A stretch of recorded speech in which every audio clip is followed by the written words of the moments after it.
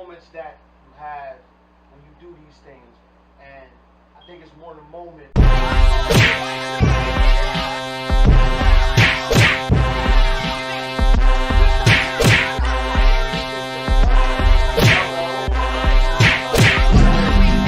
These guys came from Woods of Delaware.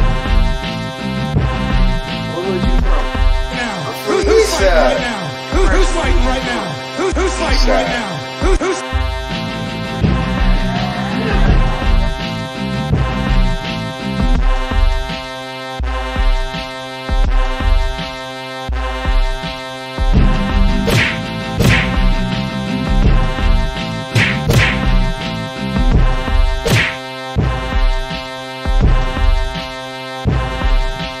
Let me see him.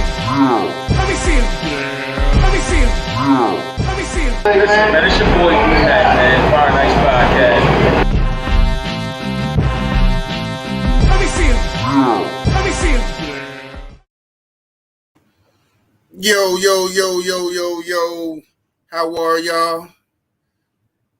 Welcome to the Fire and Nice Experience. Pre-game football talk. It's your man, Fresh Fire. It's a Sunday, the last official 2022-23 football weekend in the NFL. Things shook out really interesting earlier this week with there being a game that was actually canceled between the Buffalo Bills and the Cincinnati Bengals. They had an incident involving the one Damar Hamlin, where the young gentleman was actually carted off and had to have CPR and resuscitated on the field. And between then and now, the man has made some very significant strides in his health. We all are sending healing energy and prayers to Damar Hamlin and the Hamlin family. With that being said, that really threw the top of the AFC into turmoil this week. They're actually just going to cancel the game, and Buffalo got to come out to play today. They have to come out and play a team, the New England Patriots, who themselves have playoff aspirations. They can actually get in today with a win, and I think they're a win in their end or a win and maybe a little bit of help. They can get in today. So this is going to be a very, very interesting day in football. Our first game, the 1 o'clock docket, I will talk about the Buffalo Bills and the New England Patriots. This is going to be a tough one, a hard one. It's a divisional game. Buffalo, I swear, they'll probably come in more pumped up than they've been pumped all season long. They're going to be playing for their brother. Everybody in that city, everybody in that stadium, county, in that region will be energizing the Buffalo Bills today in a game against the New England Patriots. It's going to be tough for the Patriots. They got aspirations themselves, but I'm not sure if Mac Jones is the guy. Matter of fact, I'm not even sure if Mac Jones is the problem. I think Matt Patricia may be the problem in New England. I can't really put my stake in Bill Belichick's, offensive acumen. But yeah, man, I think today I'm going with everything that's going with the Buffalo Bills. They got a better health diagnosis from the one Damar Hamlin. So I'm going with Buffalo today, man, to pull this out, man, a real energized, spiritually fueled game today. I think they'll pull it out. I think it'll be close, but I think they'll pull it out 23-20. Yeah, I got them pulling it out 23-20. The next game on the docket, you have the Cleveland Browns and my man Kenny Two Gloves Pickett, the Steelers, today, 1 o'clock. The Steelers, this game right here has implications, playoff implications. The Steelers can get in to the playoffs with a win and some help, I want to say, by the Patriots and the Dolphins.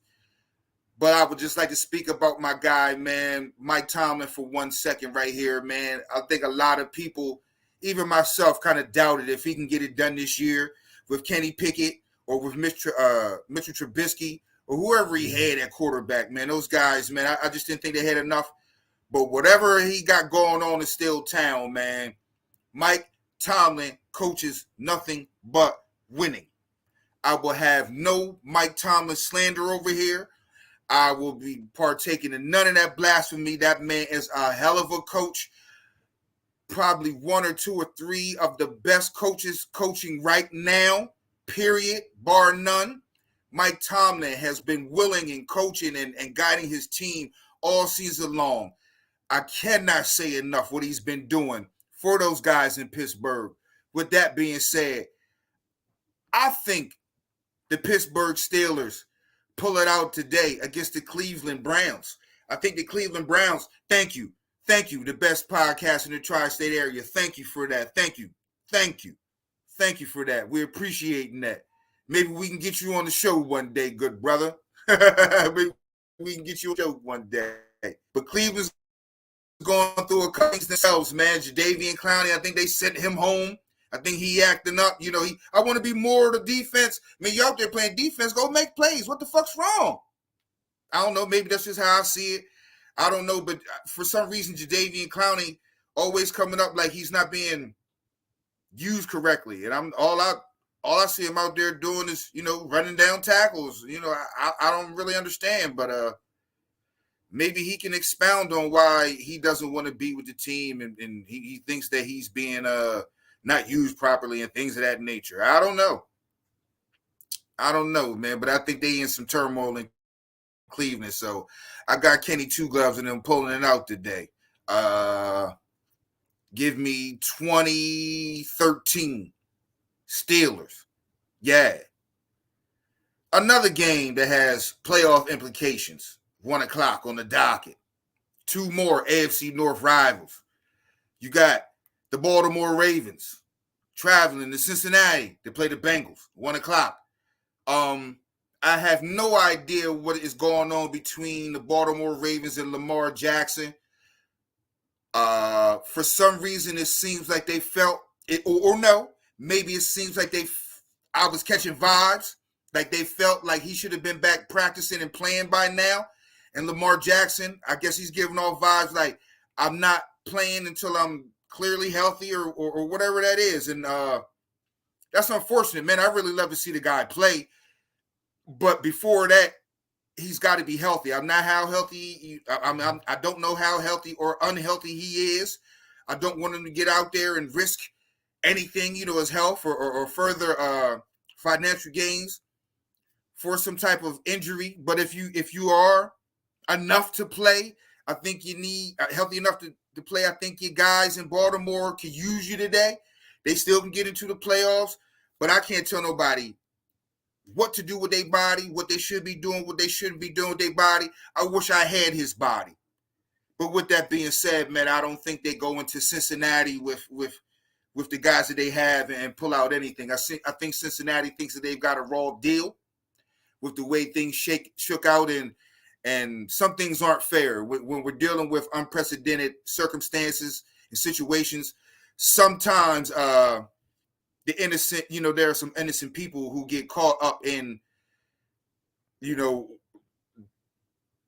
the casualties. In Cincinnati, I think they will bring that. Man, I think we may have gotten a little bit of a raw deal due to the fact that we just don't get to play games and we don't get the chance to play for an AFC title, AFC bye. But I think they will bring all of that energy out today. I think they put the stomping on Baltimore today in a very big way, get tuned up. I think they are really on a roll, and I think they've rolled by the tunes of 33 to about 10. Yeah, I think it's going to be a stomping, y'all. I think they're going to stomp them out. Moving on to another game, 1 o'clock. This game has some playoff seeding implication, if we will. We got Minnesota Vikings, Skull Nation out there. How y'all doing? Traveling to Chi-Town, Midway, to play the Bears. right now, man, the Bears, man, look, man, 1, 2, 3, Cancun. Justin Fields has been rocking how he's been rocking. I can't front. He's done a little bit better than what I thought. But actually, I think, he needs some more things around him. I don't think his lack of passing acumen right now is the biggest issue in his life. I think his weapons and his protection are the biggest weapons that, detractors in his life. And I actually think the NFL is moving more towards a more mobile quarterback. So I think those things play in his favor. I just don't think they play in his favor today. I think Minnesota, the Scola coaster, as they call it, I think they was very beaten down last week when they went to Green Bay. Man, it looked like the JV intramural team was out there in Green Bay. But I actually think that they go to Chicago today and put up enough points to beat the Bears. I don't think the Bears have a requisite enough. I guess it's the protection. I just don't think they have enough going on with them to actually beat out Minnesota today. I think Minnesota wins a close one, probably closer than it should be. And I'd probably say that it'd be 21-17 Minnesota Vikings. Another game. Woo, this is a playoff game, I would say. This is a playoff game. 1 o'clock. You got the Jets of New York traveling to play the Dolphins of Miami. And this one right here is for a playoff spot, I would say. Man, oh, how the mighty have fallen. Miami, I want to say there was a time they was at least the second seed in the whole AFC. And now they're fighting for their playoff lives. The Jets, after, with the unstellar play and still overcoming and winning some games with Zach Wilson and even catching a little bit of fire and momentum with Mike White, they were in the playoff conversation. And now, with the unfortunates that have bewildered both of these teams, now they both are fighting for their playoff lives. It just so happens that they're playing each other and they're playing it in hot-ass Miami. So, the New York Jets, I honestly think, I can't say what Robert Saleh has been doing is wrong, but I think he may be making a wrong move here in going back to Zach Wilson, because I think he's coaching for 1, and I don't think he's coaching for 53. Meaning by Zach Wilson is going to get a longer look than a Mike White, of course, a longer look than a Joe Flacco, because he's considered the franchise in the future. But you have a lot of guys on that team, the other 53, that are looking at, man, we have a chance to win now. I don't have the same future assurances that Zach Wilson does. So me winning now and playing the best we can play right now benefits me right now. So I think they may be looking at a circumstance where we don't know who's the better quarterback, but we know who we think we're going to play better for. And that might be Mike White. And those are tough things to distinguish and separate when you just don't like a guy. You think a guy is just not putting in enough time and effort, or he's just scoffing at the things he needs to be doing, as opposed to a guy that's doing everything he needs to do and playing and in the trenches with you and leading the way he leads the league. Those things mean something. I really think that this game is a toss-up because both of these teams are really playing with their backups. Miami's playing with their third-string quarterback. He's actually got some time. I really don't know what's going on, but you can shake them up, shake them for me. And I'm going to pull the Jets. No, excuse me. I'm going to flip that right then and there. I'm going with the feat of Tyreek Hill today to pull this one out some kind of way. The score will probably be something like 13-12. Miami Dolphins won on a bunch of damn field goals.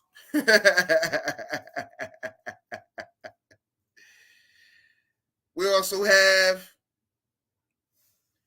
another 1 o'clock game.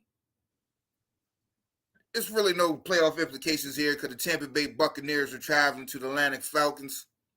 Tampa Bay, who I actually thought was not going to make it to the playoffs, but Tom Brady, I don't know why the fuck I picked against him. Tom Brady does it again, and him and Mike Evans, for whatever reason, they find the hookup, and the Panthers, for some reason, they find no reason to double team or try to stop Mike Evans. So there they are, winning the NFC South, and they travel to Atlanta. I actually think they beat Atlanta today. Atlanta's been playing valiant. Earlier in the year, I actually thought they was punching above their weight, but they regressed back to the means.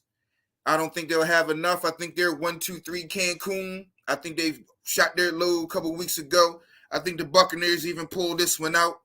Something like 20-10. Yeah, something like 20-10. And then you got the Carolina Panthers traveling to the New Orleans Saints. Shake them up, shake them up, shake them up, shake them. Give me the Panthers on the road, man. I don't know what it is with Sam Darnold. Give me him, man. I didn't trust Andy Dalton or whoever else they're going to have quarterbacking, Taysom Hill quarterbacking for the Saints. They pulled out a huge victory last week against the Eagles, which actually makes their game so much more critical today to their NFC seeding and just divisional aspirations. So, whoo-wee.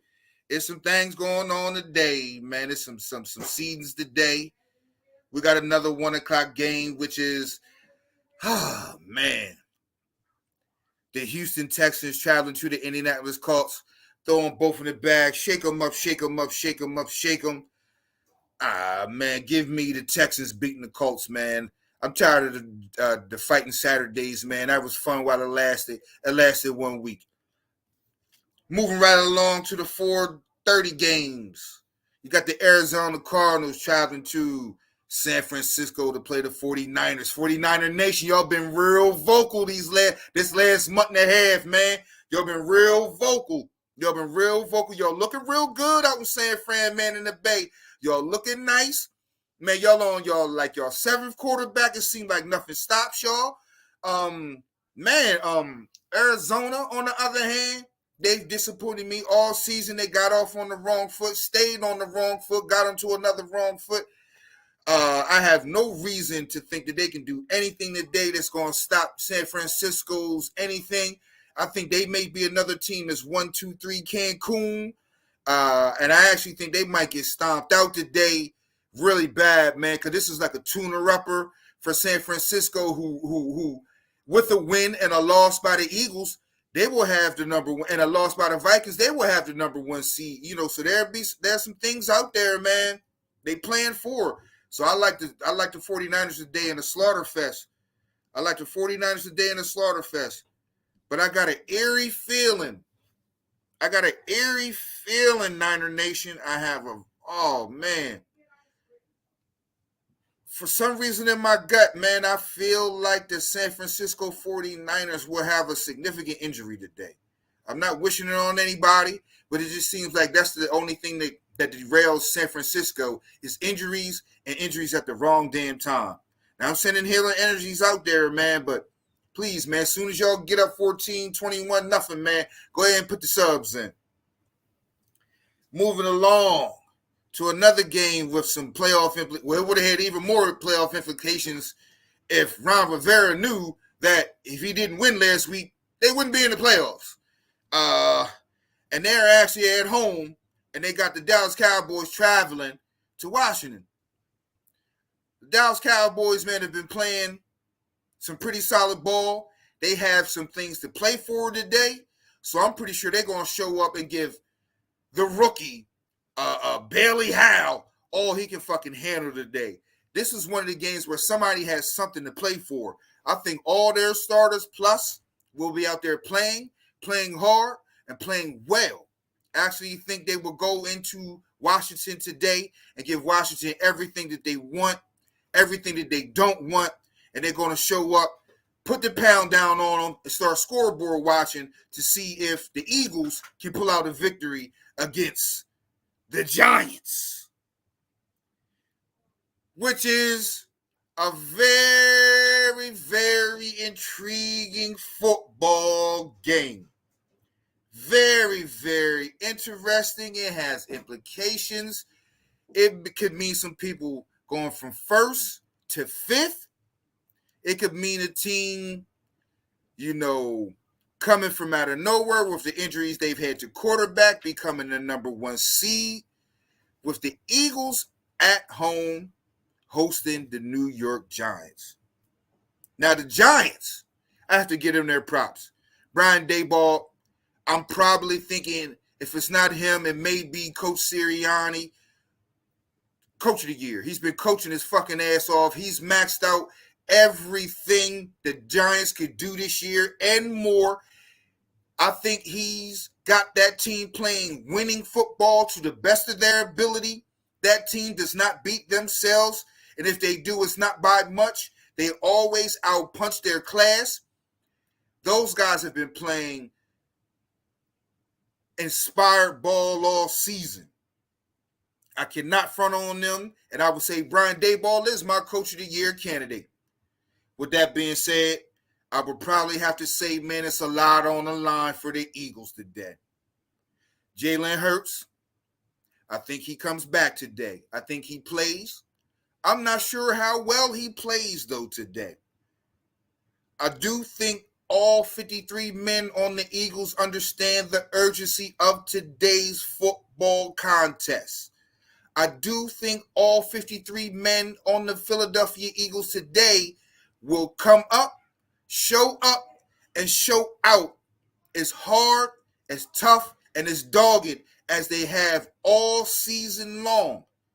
And there was one thing that caught my ear, and I caught it from the Eagles starting running back Miles Sanders.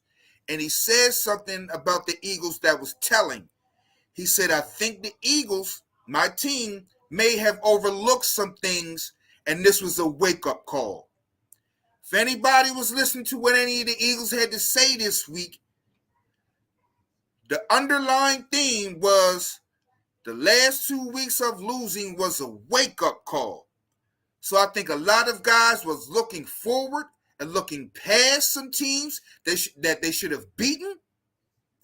And for whatever reasons they did that, I think today is the day that they refocus. Everyone's back in the fold. They got some new guys coming back. Some guys are getting a little bit healthier. And I think today they pull out a victory against the Giants. I also think it'd be hard fought.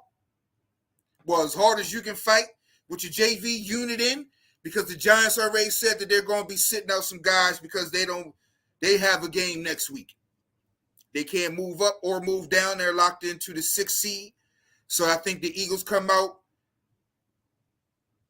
assert their their will early, and get this thing over with a little bit early. I say this thing gets out of I think this thing goes down to 28-10, the Eagles.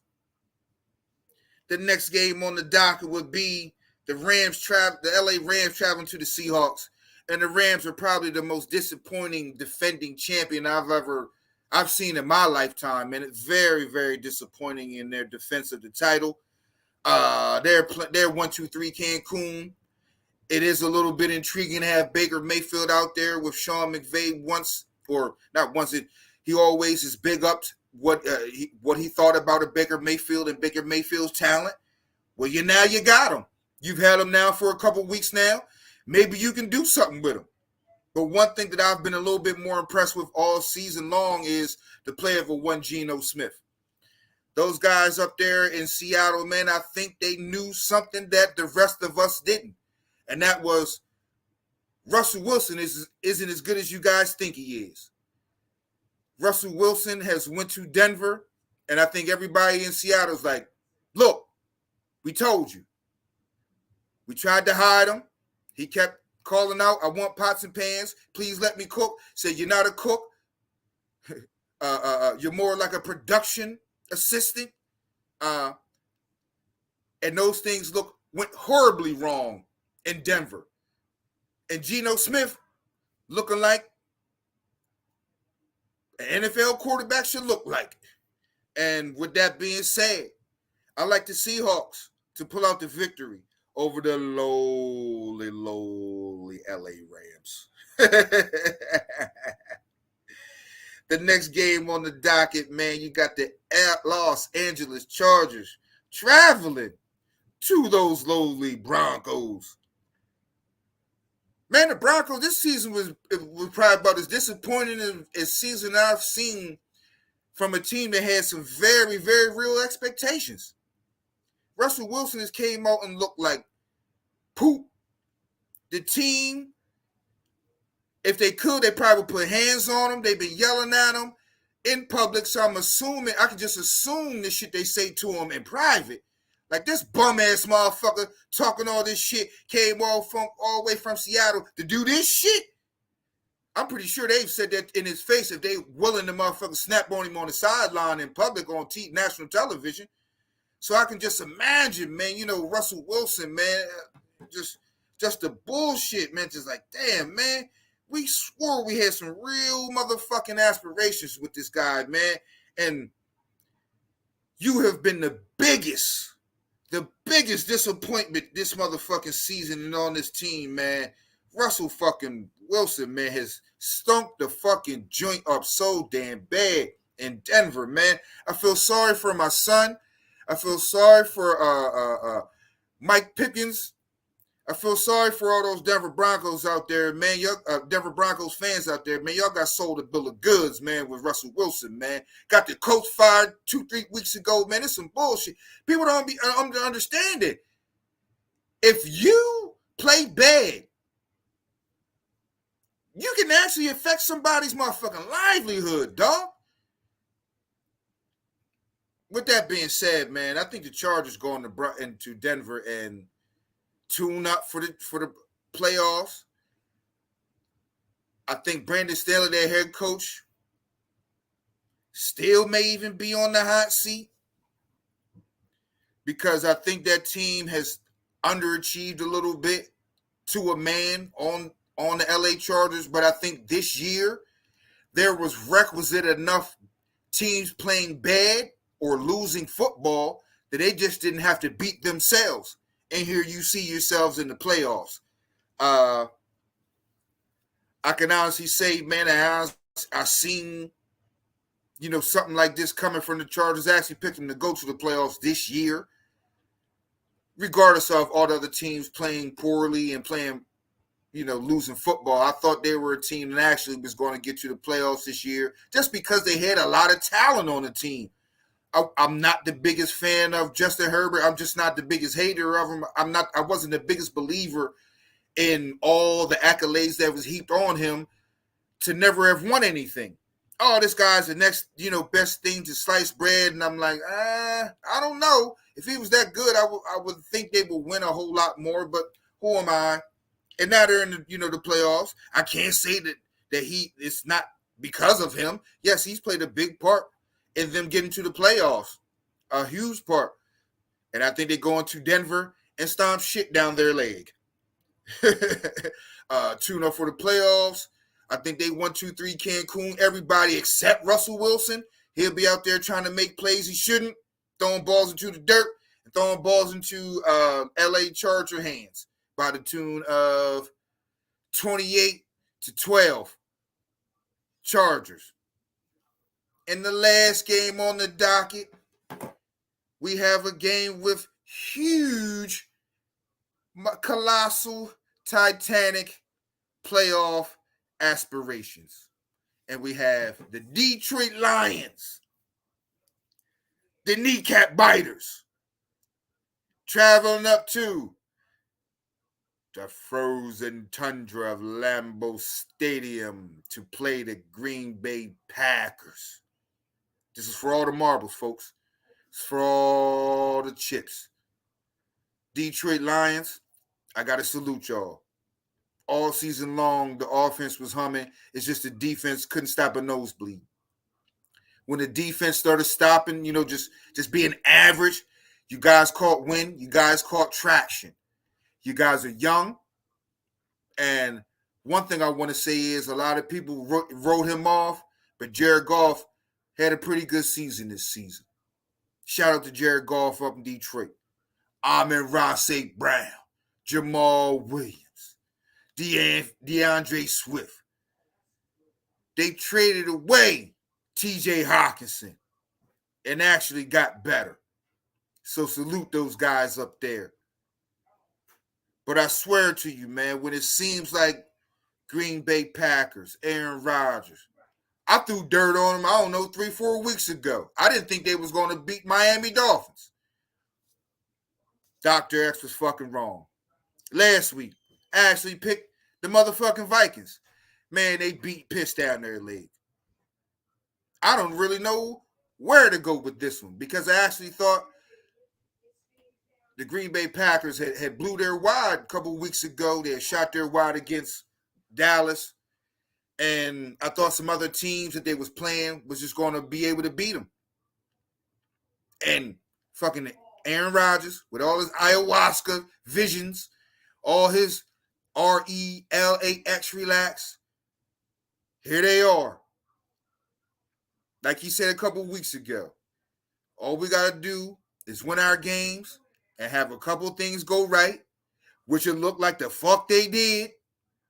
And here they are in Green Bay to play one game for the playoffs to get in, which I did not see in the beginning of December. I actually got to go against what the fuck I said 3 weeks ago. And I'm picking the motherfucking Packers, y'all. I'm picking the motherfucking Packers, dog.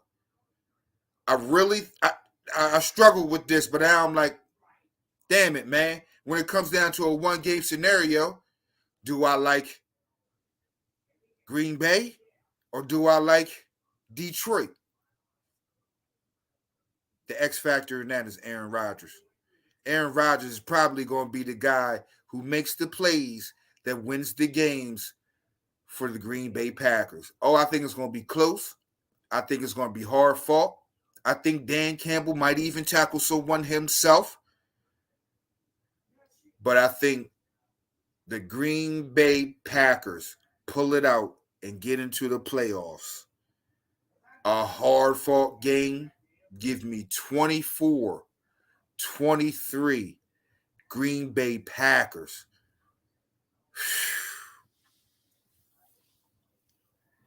With that being said, man, it's your guy, Fresh Fire, signing off on the last regular season football Sunday for my guy,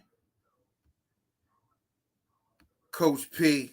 He's jamming in Bucharest somewhere. You know, he'll be with us in a little later. But yeah, get y'all snacks together. I'm ready. My chips and dip. I gotta make sure all my tickets are put in. Make sure my lineups is set straight, you know, for the things I got going on. Yeah, man. It's the last regular season football.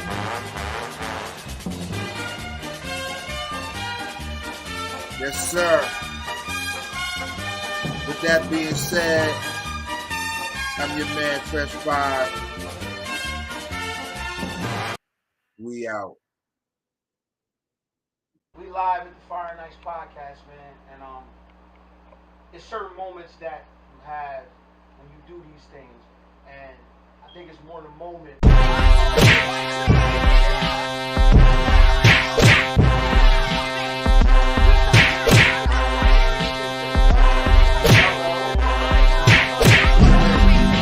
These guys came from Woodland, Delaware. Where was you from? Who's fighting right now? Who's fighting right now? Who's fighting right now? Who's